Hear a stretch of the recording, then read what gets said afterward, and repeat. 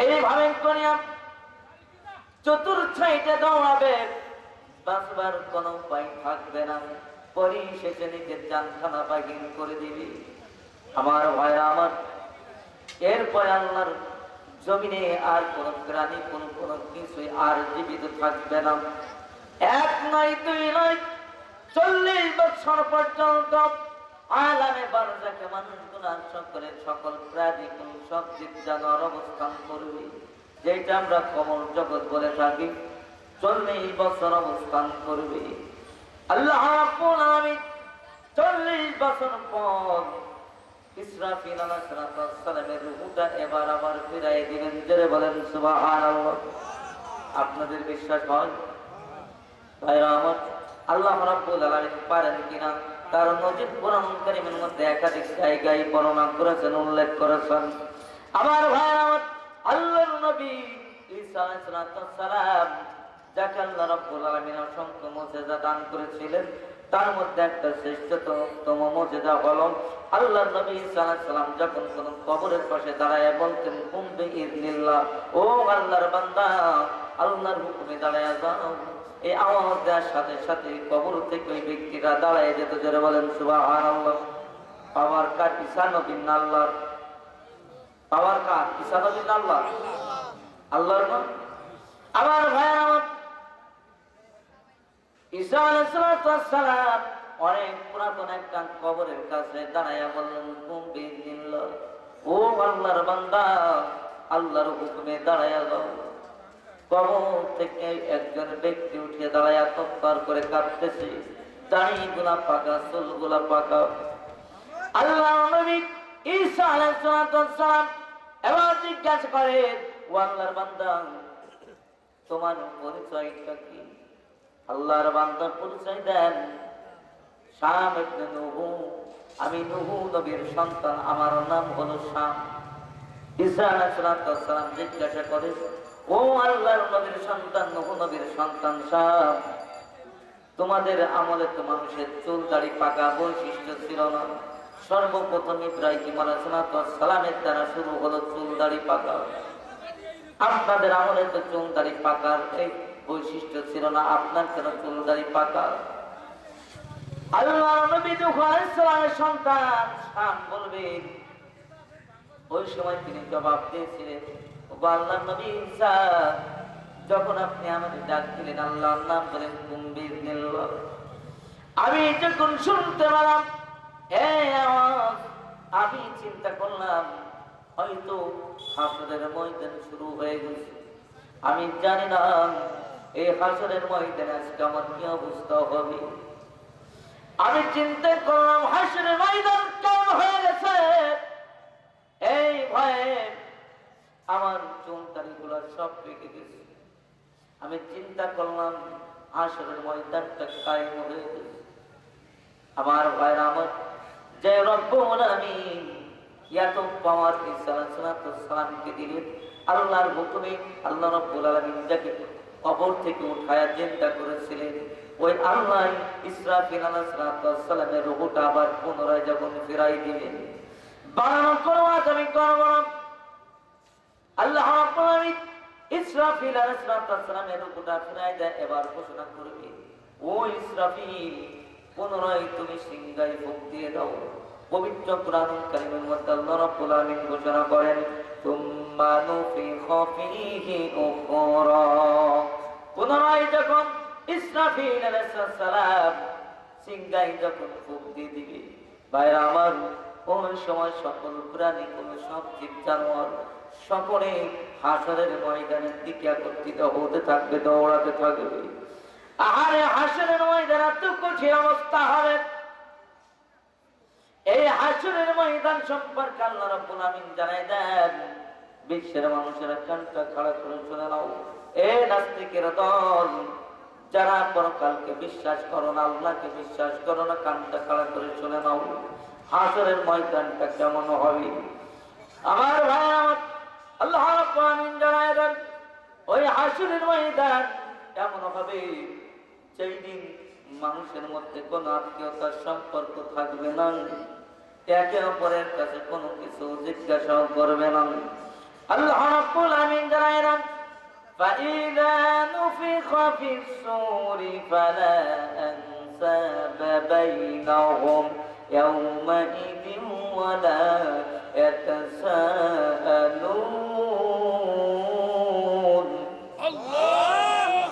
আল্লাহ রাব্বুল আলামিন জানালেন, ও বিশ্বের মানুষ শুনে রাখো, নাস্তিকের দলেরা কানটা খাড়া করে শুনে নাও। আল্লাহ রাব্বুল আলামিন জানালেন, ফাইদা নুফিখা ফিস সূরি ফালা আনসাবা বাইনাহুম, যেই দিন আমার ইসরাফিল সিংহায় ফুঁক দিবে, ফালা আনসাবা বাইনাহুম, ওই হাসরের ময়দানে মানুষের মধ্যে কোনো আত্মীয়তার সম্পর্ক থাকবে না, কোনো নানা বাড়ি, শ্বশুর বাড়ি, খালু বাড়ি, ফুফা মানুষ থাকবে না, কোন আত্মীয়তার সম্পর্ক থাকবে না। আল্লাহ বলে শুধু তাই নয়, বান্দারে একে অপরের কাছে কেউ কোনো কিছু জিজ্ঞাসা করবে না, বলবে না আব্বা হাসরের ময়দানে কেমন আছেন, মাগো এই হাসরের ময়দানে তুমি কেমন আছো, চাচা আপনি কেমন আছেন, না হাসরের ময়দানে কেমন আছেন। আল্লাহ রাব্বুল আলামিন জানান, ওই দিন কেউ কারোর কাছে কোনো কিছু জিজ্ঞাসা করবে না।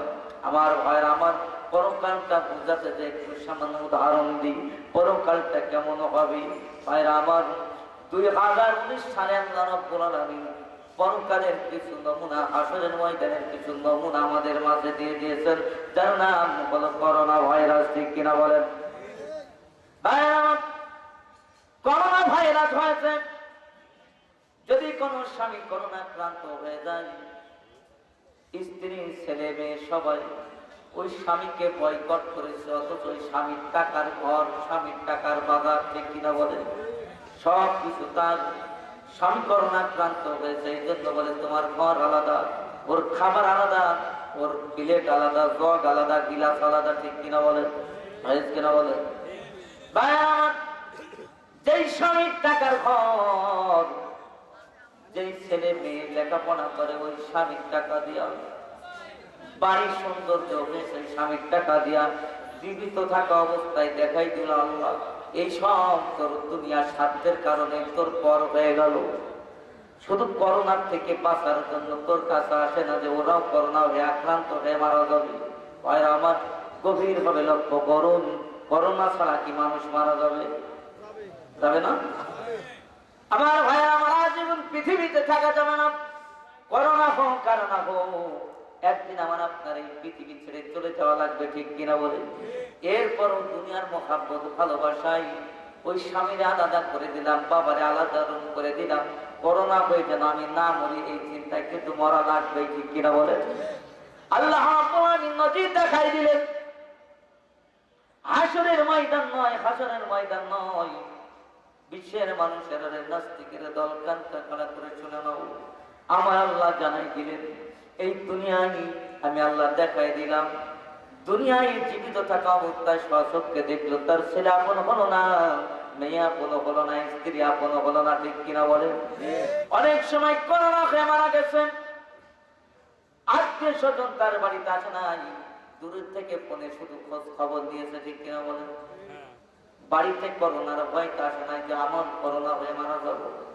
এমনও হয়, এমনও হয়েছে বাংলার জমিনে, আপন বাবা মা ইন্তেকাল করেছে, সন্তান বাবা মার লাশের কাছে যায় নাই ভয়কে, হয়েছে না? আমার ভাই আমার, যেই মা যেই বাবা এত কষ্ট করে লেখাপড়া শিখাইলো, আজকে বড় ডাক্তার, ইঞ্জিনিয়ার হয়েছে, অফিসার হয়েছে, এই জন্য আজকে নিজে সেভ করে অনেক বুদ্ধি করিয়া মারে দেখতে যায় না, কবরের মধ্যে মার লাশটা রাখলো অন্য মানুষেরা, সন্তান হইয়া সেই বিদায়টা দিতে পারলো না, মায়ের মুখটা দেখার সুযোগ হলো না, শুধু করোনার ভয়ে হয়েছে কিনা বলে। আমার ভাইয়ের আমার, আল্লাহ রাব্বুল আলামিন দেখাই দিলেন, বিশ্বের মানুষরা কান্না করা করে শুনে নাও, আজীবন পৃথিবীতে থাকা যাবে না।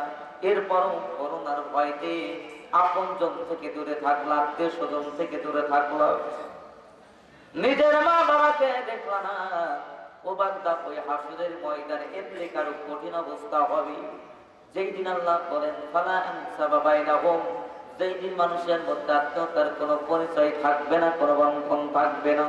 শুধু তাই নয়, আল্লাহ রাব্বুল আলামিন জানান, ইয়াউমাইযিন ওয়ালা ইয়াতাসাআলুন,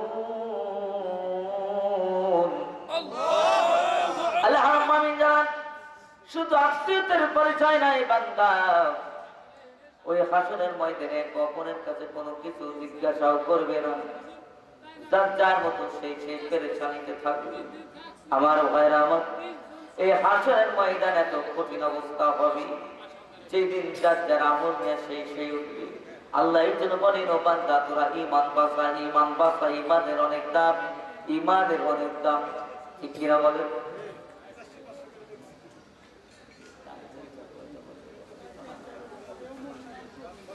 ইমানের অনেক দাম। ইমান ছাড়া যদি কোনো মানুষ যায়, জাহান্নাম ছাড়া তার কোনো জায়গা হবে না। ঠিক কিনা বলে? ইমানের অনেক দাম। আমার ভাইয়ের আমার, আল্লাহ রসুলের সাহাবীদের জীবনে যদি আলোচনা পাই কেমন ইমান ছিল তাদের, কেমন ইমানের অধিকারী তারা ছিল, এমন ইমানি শক্তি তাদের ছিল, সম্পদ ছেড়েছেন, পরিবার ছেড়েছেন, মায়া ত্যাগ করেছেন শুধু ইমান আনার কারণে।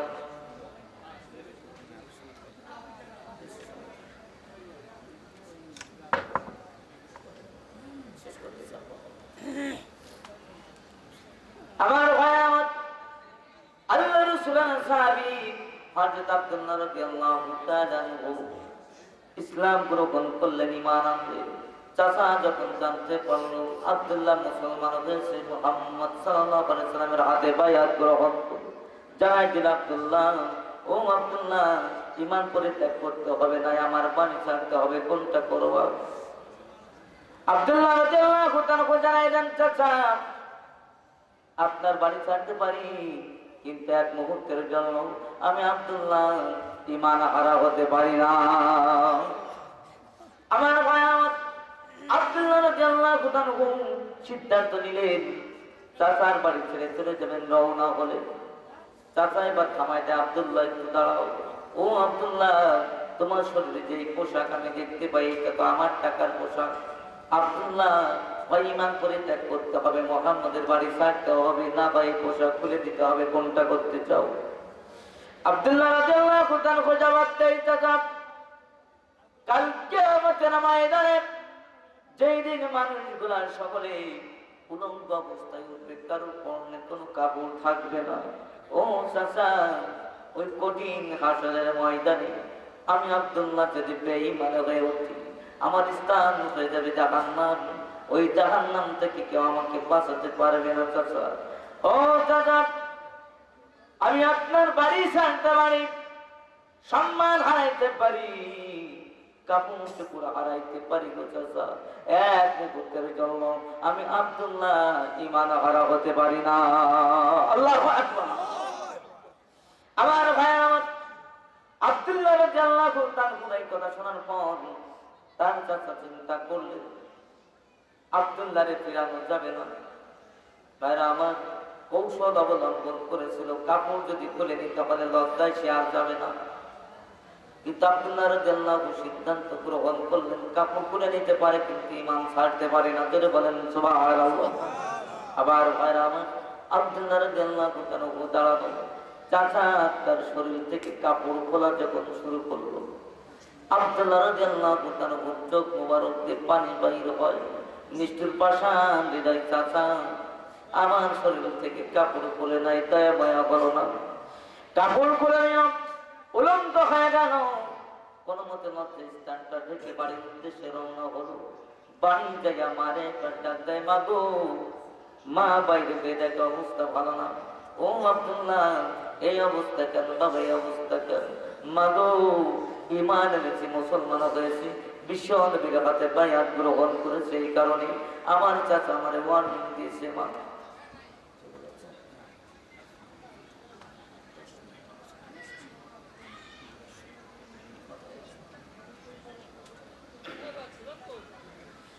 আমার ভাই আমার, আব্দুল্লাহ রাদিয়াল্লাহু তাআলা মাকে বলে, মা গো, আমার চাচা আমার শরীর থেকে পোশাক খুলে নেয়, আমার অফার দিবে, হয় ঈমান ছাড়তে হবে, না কাপড় চোপড় দিতে হবে, যে করে একটা কোনটা করবো? ও মা, আমি আমার চাচাকে স্পষ্ট জানিয়ে দিয়েছি, ও চাচা, কাপড় চোপড় হারাইতে পারি, ইজ্জত সম্মান হারাইতে পারি, সম্পদ হারাইতে পারি, কিন্তু এক মুহূর্তের জন্য ঈমান ছাড়তে পারি না। মাগো আমার চাচা যখন এই কথা শুনলো, শোনার পরে আমার শরীর থেকে আমার চাচা কাপড় খোলা শুরু করে দিল। ও আমার ঘরের মধ্যে যদি কোন কাপড় থাকে একটু কাপড় দাও, ওই কাপড় খানা নিয়ে আমি বিশ্ব নবীর দরবারে যাইতে চাই। আমি আব্দুল্লাহ যদি বিশ্ব নবীর চেহারা মোবারক এক নজর আমি আব্দুল্লাহ দেখতে পাই, আমি আব্দুল্লাহর জীবনের সকল দুঃখ বেদনা ভুলে যাব। আবার ভাইরা আমার মা কোন মধ্যে একটা কাপড় দিলেন, লজ্জিস্তানটা থেকে তো বিশ্ব নবীর বাড়ির উদ্দেশ্যে। ভাইরা আমার কঠিন শীতের রাত, শরীরে তেমন কোন কাপড় নাই, পায়ে কেমন নাই, কোন মধ্যে লজ্জিস্তানটা ঢাকা। ভাইরা আমার বিশ্ব নবীর বাড়ির উদ্দেশ্যে রওনা, উদ্দেশ্য হলো বিশ্ব নবীর চেহারা মুবারক এক নজর দেখবে। আমার ভাইরা আমার বিশ্ব নবী যে মুহাম্মদ রাসূলুল্লাহ সাল্লাল্লাহু আলাইহি সাল্লামের বাড়ির সামনে পৌঁছে গেছে। বিশ্ব নবী জনাব মুহাম্মদ রাসূলুল্লাহ সাল্লাল্লাহু আলাইহি সাল্লামের বাড়ির সামনে পৌঁছে অপেক্ষা করতেছেন কখন আল্লাহ রাসূল বাহির হবে। আমার ভাইরা গভীর রজনী আল্লাহ রাসূলের সাহাবী থরথর করে কাঁপতেছেন, ঠান্ডার মধ্যে শরীরে কাপড় নাই, থরথর করে কাঁপে, অপেক্ষায় আছেন কখন বিশ্ব নবী বাহির হবে। ভাইরা আমার গভীর রজনীতে আল্লাহ রাসূল ঘর থেকে বাইরে হয়ে দেখেন দূরে একজন দাঁড়ানো। আল্লাহ রাসূল জিজ্ঞাসা করেন, কে তুমি দাঁড়ানো? ইয়া রাসূলুল্লাহ, আমি বললাম আব্দুল্লাহ। আল্লাহ রাসূল বলেন, কোন আব্দুল্লাহ তুমি? ইয়া রাসূলুল্লাহ, হাবিবাল্লাহ, আমি ওই আব্দুল্লাহ কিছুদিন পূর্বে আপনার হাতে বায়াত গ্রহণ করে ঈমান এনে আমি মুসলমান হয়েছি। ইয়া রাসূলুল্লাহ, ইয়া হাবিবাল্লাহ, ইসলাম গ্রহণের পূর্বে আমার নাম ছিল আব্দুল্লাহ উজ্জা, ইসলাম গ্রহণের পর আপনি আমার নাম পরিবর্তন করে রাখলেন আব্দুল্লাহ, আমি হলাম সেই আব্দুল্লাহ। আল্লাহ রাসূল বলেন, আব্দুল্লাহ এই অবস্থা কেন? বাবা তোর এই অবস্থা কেন? তুমি তো ধনী ফ্যামিলির সন্তান, এই অবস্থা কেন? আব্দুল্লাহ রাদিয়াল্লাহু তাআলা সব ঘটনা খুলে বললেন, ইয়া রাসূলুল্লাহ, আমি ঈমান এনেছি, ইসলাম গ্রহণ করেছি, আপনার হাতে বায়াত গ্রহণ করেছি। আমার চাচা যখন জানতে পারলো আমার ওয়ার্নিং ছিল আপনার বাড়ি ছাড়তে হবে, ইমাম ছাড়তে হবে, না বলে তার বাড়ি ছাড়তে হবে। ইয়া রাসূলুল্লাহ, আমি তার বাড়ি ছাড়তে রাজি, কিন্তু ঈমান হারাইতে রাজি না, আপনার বাড়ি ছাড়তে রাজি না। ইয়া রাসূলুল্লাহ, আমি সিদ্ধান্ত গ্রহণ করলাম আমার চাচার বাড়ি ছেড়ে চলে যাব। আমি যখন আমার চাচার বাড়ি ছেড়ে রওনা, ঠিক ওই মুহূর্তে আমার চাচা আমার কাছে আসলো, আমার আবার অফার দিল, আব্দুল্লাহ এই কাপড় চোপড় খুলে দিতে হবে, কারণ আমার টাকার কাপড় কোনটা করবো? ইয়া রাসূলুল্লাহ, ইয়া হাবিবাল্লাহ, আমার চাচাকে আমি জানাই দিলাম, ও চাচা, ইজ্জত সম্মান হারাইতে পারি, কাপড় চোপড় হারাইতে পারি, কিন্তু এক মুহূর্তের জন্য আমি আব্দুল্লাহ ঈমান হারা হতে পারি না। আমার ভাই আমার আল্লাহ রাসূলকে জানানি, ইয়া রাসূলুল্লাহ, ইয়া হাবিবাল্লাহ, আমার চাচা নিষ্ঠুর পাষাণ হৃদয়ের বলে আমার শরীর থেকে কাপড় করা শুরু করে দিল। আমার চাচার মনে কোনো দয়া মায়া হলো না। আমার চাচা আমার কাপড় করে নিল, আমি লুঙ্গ হয়ে গেলাম। কোনো মতের মধ্যে স্থানটা ঢেকে আমার মায়ের কাছে গেলাম। মায়ের কাছে যায় কোনো মধ্যে একটা কাপড় দিল। এই কাপড়টা নিয়ে আপনার বাড়ির উদ্দেশ্যে রওনা। উদ্দেশ্য হলো দুনিয়ার কোনো উদ্দেশ্য নয়, উদ্দেশ্য হলো আপনার নূরানি চেহারা। আমি আব্দুল্লাহ যদি এক নজর দেখতে পাই, আমি আব্দুল্লাহর জীবনের সকল দুঃখ বেদনা ভুলে যাব। আমার ভাই আমার আল্লাহ রাসূল সাল্লাল্লাহু আলাইহি সাল্লাম আব্দুল্লাহ রাদিয়াল্লাহু তাআলার কথা শুনে চোখে আর পানি রাখতে পারলেন না। ভাইরা আমার আল্লাহ রাসূল ডাকতেন, আব্দুল্লাহ আজ আমার ঘরের ভিতরে আয়। আব্দুল্লাহ কি চাস তুই বল, আজকে তোর বোন করে বল। ও আব্দুল্লাহ, তোর ইমানের অনেক দাম রে সাহাবী, তোর ইমানের অনেক দাম। ও সাহাবী বল, আর তোর কি আবদার আছে আমার কাছে বল, আর তোর মনে আকাঙ্ক্ষা কি বাসনা আছে আমারে বল। আল্লাহ রাসূলের সাহাবী আব্দুল্লাহ রাদিয়াল্লাহু তাআলা বলেন, ইয়া রাসূলুল্লাহ, ইয়া হাবিবাল্লাহ, দুনিয়ার কোন আশা আকাঙ্ক্ষা আমার নাই, দুনিয়ার কোন আশা আকাঙ্ক্ষা আমার নাই, একটা আকাঙ্ক্ষা আমার আছে, হাবিবাল্লাহ, একটা আকাঙ্ক্ষা আমার মনে।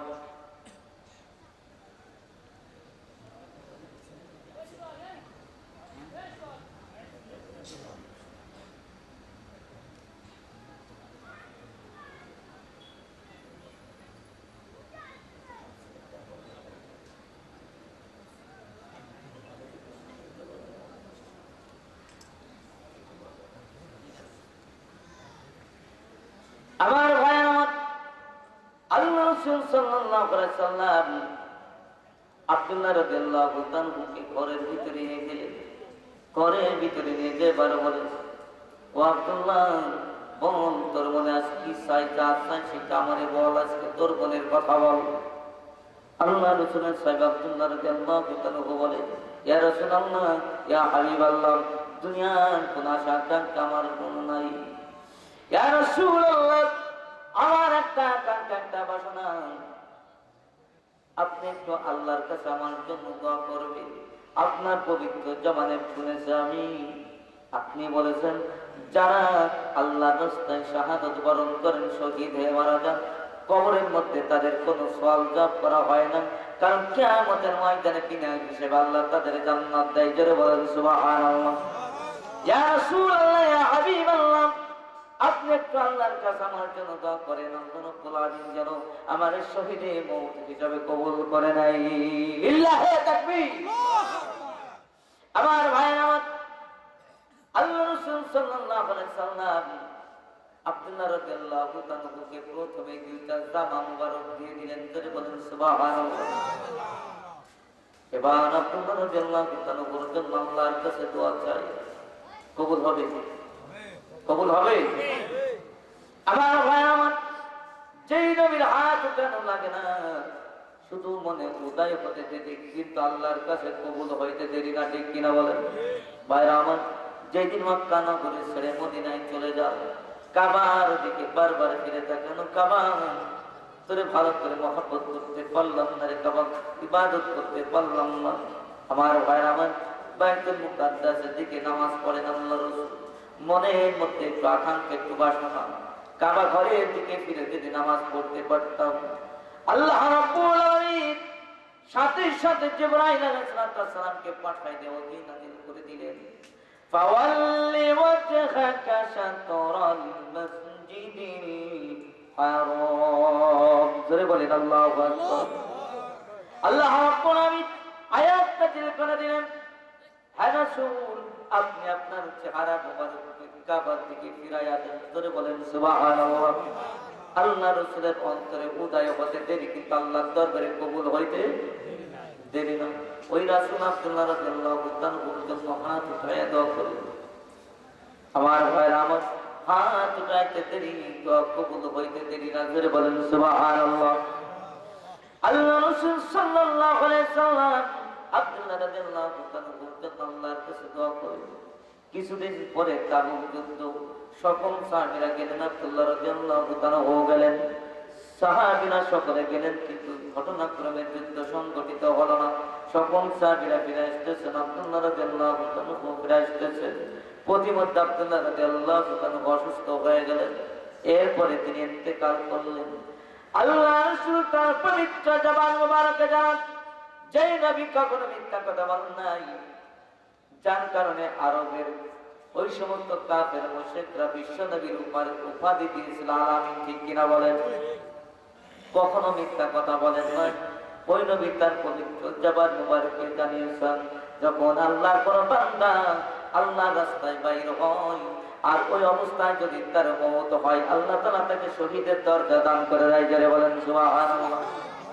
আমার ভাই আমার, আব্দুল্লাহ রাদিয়াল্লাহু তাআলা ইন্তেকাল করলেন, শহীদের দরজা পেয়ে গেলেন। ভাইরা আমার, আল্লাহ রাসূলকে জানানো বলে, ইয়া রাসূলুল্লাহ, ইয়া হাবিবাল্লাহ, আপনার সাহাবী আব্দুল্লাহ ইন্তেকাল করেছে। আল্লাহ রাসূল সাল্লাল্লাহু আলাইহি সাল্লাম বলেন, ও সাহাবীরা, আমার আব্দুল্লাহরে নিয়ে আসো, আমার আব্দুল্লাহরে গোসল দাও, কাফনের কাপড় পরাও। ও সাহাবীরা, আজকে আমার আব্দুল্লাহর জানাজার নামাজ আমি নিজে পড়াবো। জোরে বলেন সুবহানাল্লাহ।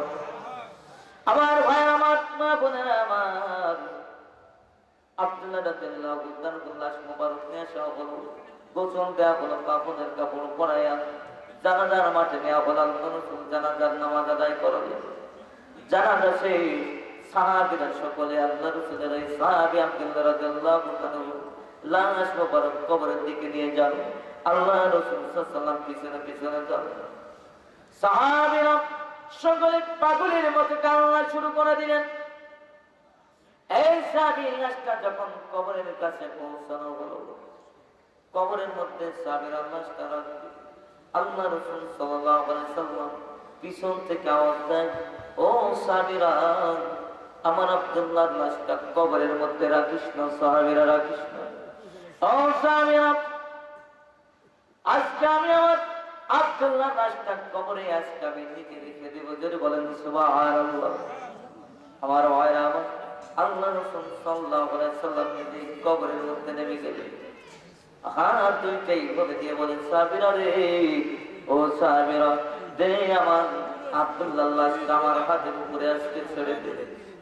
আমার ভাইরা, আমার মা বোনেরা, আমার আল্লাহর রাসূলের সাহাবীরা আব্দুল্লাহ রাদিয়াল্লাহু তাআলা লাশ মোবারক যখন বিশ্ব নবীর হাতের উপরে দিয়ে দিয়েছে, আল্লাহ রাসূল সাল্লাল্লাহু আলাইহি ওয়াসাল্লাম লাশ কানা হাতের উপরে আল্লাহর জানায়, ও মালিক, আমি আমার আব্দুল্লাহর প্রতি রাজি খুশি, তুমি আমার আব্দুল্লাহর প্রতি রাজি খুশি হয়ে যাও।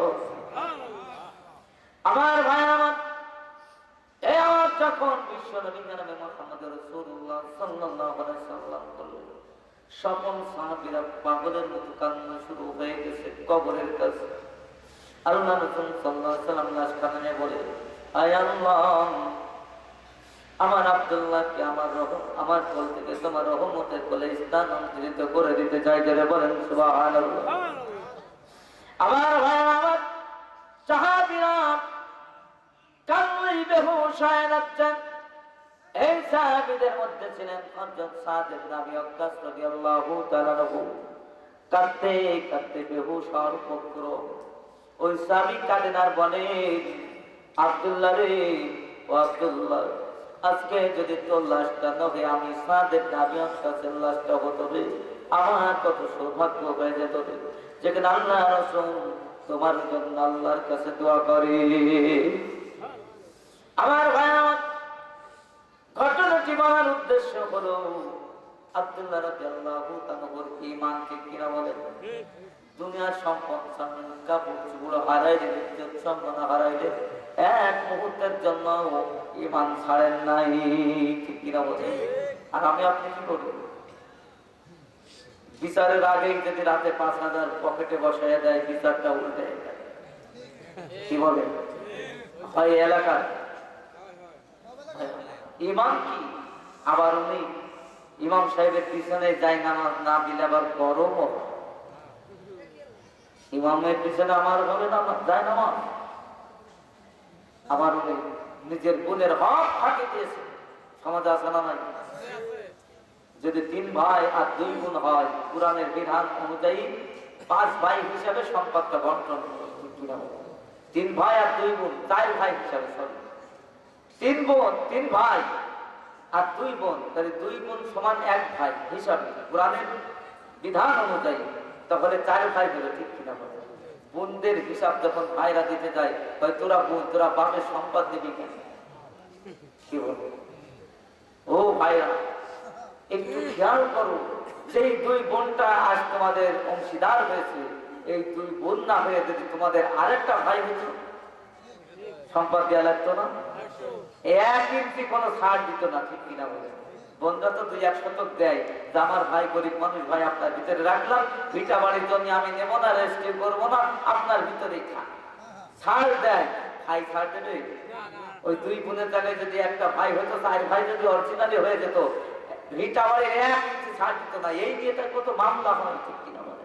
হাজার হাজার লক্ষ লক্ষ টাকা খরচ করছে মামলা নেই, কিন্তু এখনো মামলা মেটেই, ঠিক কিনা বলে। ভিটা বাড়ির দাম হয়তো ১ লাখ, খরচ করে বসে দিয়েছে মামলা করতে করতে ২ লাখ, এখন মেটেই নি, মিটকুটে হয় কিনা বলেন বাংলা। এই হলো আমাদের ইমাম। এই হলো আমাদের ঈমান। আমরা ব্যবসা করছি, মিথ্যা কথা বলছি, ওজন করছি, ওজনে কম দিচ্ছি, সমাজে আসার নেই। এই হলো ঈমান। নামাজ পড়ছি, অন্যের জমি জোর করে দখল করছি, নামাজ পড়ছি, মিথ্যা কথা বলছি, নামাজ পড়ছি, অন্যের হক নষ্ট করছি, ওই নামাজ দিয়ে কি হবে? অথচ নামাজ আল্লাহ রাব্বুল আলামিন বলছেন ইন্নাস সালাতা তানহা আনিল ফাহশাই ওয়াল মুনকার, নিশ্চয়ই নামাজ অশ্লীলতা পাপাচার থেকে মানুষকে ফিরায় রাখে। ঠিক কিনা? ভাই আমার, আমি আপনাদের সামনে আর বেশি আলোচনা করবো না, এত গভীর রজনী উপস্থিত মোটামুটি আছে, আপনাদেরও আর বিরক্ত করবো না। আমিও এত রাতে ওয়াজ করার অভ্যস্ত না, আমারও পছন্দ। আপনাদের জোর করে মনে হয় আমি বসায় রেখেছিলেন, আমারও তারা আছে, আমার কালকে জুমা আছে। আমি এসেছি আপনাদের একটু বলি, আমি আজকে যে জার্নিটা করেছি আপনাদের একটু বলি। গতকালকে আমার একটা মাহফিল ছিল, এই মাহফিল ছেড়ে বাড়িতে এসে ঘুমাতে ঘুমাতে 1টা বেজেছে। আমি একটা মাদ্রাসায় চাকরি করি, এই মাদ্রাসায় আমাকে উপস্থিত হতেই হয়। 10টায় ক্লাস, 9:30টার ভিতরে অন্তত উপস্থিত হতে হয়। তাহলে সকালে আরো তো নিজের কাজ থাকে না ভাই? তাহলে সকালে ঘুম থেকে উঠেছি, এরপরও নামাজ আছে, তাহলে ঘুম কি হয় বলেন? সকালে গিয়েছি, মাদ্রাসা করেছি। মাগুরায় কৃষ্ণা হুজুরের একটা মহাসম্মেলন ছিল আজকে, মাগুরা শহর। ওখানে আমি শহরের আজান যখন দেয় মাদ্রাসা থেকে, প্রধানের কাছ থেকে একটু বললাম যে 2টা প্রোগ্রাম আছে, আমার একটু ছুটি প্রয়োজন। তো উনি বললেন ঠিক আছে আপনি যান। তো আমি ওখান থেকে বাড়িতে আসছি, 10 মিনিটের মধ্যে মনে হয় গোসল করছি আর 2টা খাবার খাইছি, বেশি খাইনি। বাড়ি থেকে রাগও করলো আমার মা যে তুমি রাতে এসে খাবার খাইলে না, সকালে এখন খাবার খেয়ে গেলে, এখন খেলো না তো তোমার শরীরে বাঁচে। আমি ওখান থেকে কোন 1 মুঠ খাবার খেয়ে আসছি।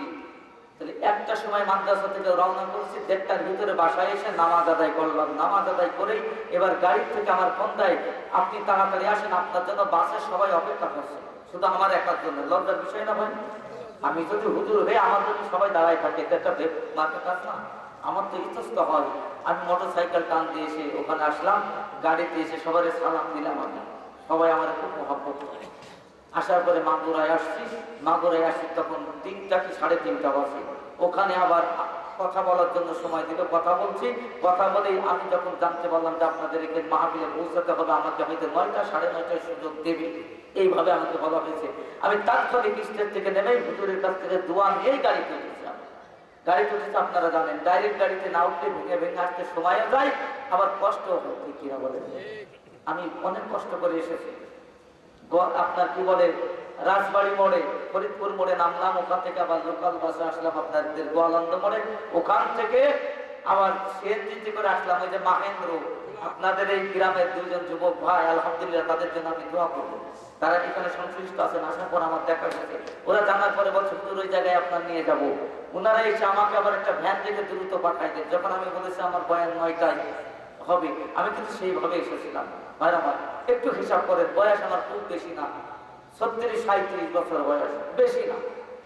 তো এই বয়সে এই যে দৌড়াদৌড়ি আর এরকম যদি আলোচনা রাত জেগে করা হয়, আবার আমার কালকে জুমা আছে আমার এলাকায়, এত রাস্তা আমার এই সারা রাত এখন যেতে হবে। জুমা পরে আবার একটা মাহফিল ছিল সুজানগর, আমি বললাম ভাই ওইটা আর সম্ভব হবে না, আর একজনকে আপনারা করে নেন, কারণ তারপরের দিন আমার যেতে হবে কুমিল্লা চাঁদপুর মাহফিল। হুজুর থাকবেন, বিশেষ হুজুর কুমিল্লা চাঁদপুর। কুমিল্লা চাঁদপুর যাইতে হলে মিনিমাম 2-1.5 দিন লাগবে না ভাই? 1 দিন লাগবে ঢাকা যাইতে, আর ওখান থেকে যেতে আরো সময় আছে, জ্যাম ট্যাম আছে, সবই তো বোঝে। তাহলে আমাকে আগামীকাল রাতে রওনা করা লাগবে। আচ্ছা বলেন, তাহলে আমি যদি সারা রাতে এইভাবে দিলে আমার সময়টা আমি কভার করতে পারবো না? এখানে হেলিকপ্টার দরকার হবে না, ওটা দরকার নেই। আমি চাই যে আমার রাত এত দরকার নেই, মোটামুটি সুযোগ দিলে যাতে আমি যেতে পারি। মানে একটু সন্ধ্যেতে যেতে পারলে ভালো হয়। আপনার একটু আমার জন্য দোয়া করবেন, আল্লাহ যেন আমার শরীরটা সুস্থ রাখে। আমিন। কারণ আল্লাহ রাব্বুল আলামিন এই নগণ্য বান্দাকে যতটুকু কথা বলা, এটাই শুকরিয়া, এটাই শুকরিয়া। এর ওসিলায় যদি আল্লাহ আমার জীবনের ভুল ত্রুটি ক্ষমা করে দেন, এর চাওয়ার কিছু বাইরে। এই জন্য আপনাদের খুব বেশি বিরক্ত করবো না। আমি অনেক গভীর রজনীতে ওয়াজ মাহফিল করি না, শুধুমাত্র আপনার এই রাজবাড়ি ভান্ডারিয়া দরবারে আমি 2বার এসেছিলাম গভীর রজনী। তো ওখানে সবাই তো জেগে থাকে, ঘুমাই, ওখানে পরিবেশ আলাদা, ওই জায়গায় আলোচনা করতে কোনো কষ্ট হয় না। আমি 1.5 থেকে হয়তো 2 ঘন্টার আলোচনা করেছিলাম, 3টায় উঠে একবারে ফজর পর্যন্ত, একটু ক্লান্তি মনে হয়নি। তাই না? এই জন্য আপনাদের আমি বেশি বিরক্ত করবো না। আমি অল্প কয়েক মিনিটের মধ্যে কথা বলে শেষ করে দেবো। ভাই আমার যে পয়েন্টটা নিয়ে আমি আলোচনা করছিলাম সেটা হলো আল্লাহ রাব্বুল আলামিন বলেছেন সূরা আলে ইমরানের 102 নম্বর আয়াতে আল্লাহ রাব্বুল আলামিন বলেন, ও ঈমানদার বান্দারা, আল্লাহকে যথাযথ ভয় কর আর মুসলমান না হয়ে মৃত্যুবরণ করিস না। কে বলেছেন? আর জোরে কে বলেছেন? আল্লাহ রাব্বুল আলামিন বলেন, ও বান্দা, তোদের তিনটি স্তর অস্থায়ী, বাদ চলে যাবে। আরেকটা হলো স্থায়ী জগৎ। এই জগতে তোদের বিচার ফাইসলা হওয়ার পরে হয় জান্নাত না হয় জাহান্নাম। কি বলে আমার ভাইয়ের আমার, আল্লাহ রাব্বুল আলামিন যখন বিচার ফাইসলা করবেন, দুনিয়ার মানুষের মতো কোনো বিচারক তিনিও পাবেন না। দুনিয়ায় অনেক সময় বিচারটা সঠিক হয় না, ঠিক কিনা বলে? টাকা পয়সা ক্ষেত্রে দিকতি খাওয়ার কারণে উল্টা পাল্টায় যায়। আল্লাহ বলে, ও বান্দারা, কিয়ামতের ময়দানে একমাত্র জাজ বিচারক হব আমি আল্লাহ, আর কোনো বিচারক থাকবে না, কোনো উকিল থাকবে না, ঠিক কিনা বলে? অন্য কোনো কোর্ট কাছারি থাকবে না। এলাকার কোর্টে যদি বিচার সালিস ভালো না হয়, আপনি হাইকোর্টে আবার আপিল করতে পারেন, ঠিক কিনা বলে? আল্লাহ বান্দা, কিয়ামতের ময়দানে আপিল একমাত্র আমার কাছে করা যাবে, আর কোনো সুযোগ তোমাদের থাকবে না। ওই দিন আমিও ইনসাফ বিচারক হব। দুনিয়ায় যা কিছু কর্ম করে এসেছো, ওই কর্ম অনুযায়ী আমি আল্লাহ তোমাদের বিচার করব। বান্দারে, শুধু ঈমান থাকার কারণে বান্দা ঈমান এনেছো, নামাজ বিশ্বাস করো, কিন্তু নামাজ পড়ো নাই। ঈমান আর মুসলমান, মোমেন এবং মুসলমানের পার্থক্যটা আজকে একটু জেনে নেন। মোমেন কাকে বলে আর মুসলমান কাকে বলে? মোমেন বলা হয়, ঈমানদার বলা হয় যেইগুলা বিষয়ের উপরে বিশ্বাস স্থাপন করা আল্লাহ রাব্বুল আলামিন আবশ্যক করে দিয়েছেন। যেমন আল্লাহর প্রতি বিশ্বাস, পরকালের প্রতি বিশ্বাস, কিতাবের প্রতি বিশ্বাস, সকল নবী রাসূলের প্রতি বিশ্বাস, নামাজ, রোজা, হজ, যাকাত, যেইগুলা বিধান আল্লাহ দিয়েছেন, এই বিধানগুলোর উপরে বিশ্বাস স্থাপন করলে সে হয় একজন মুমিন।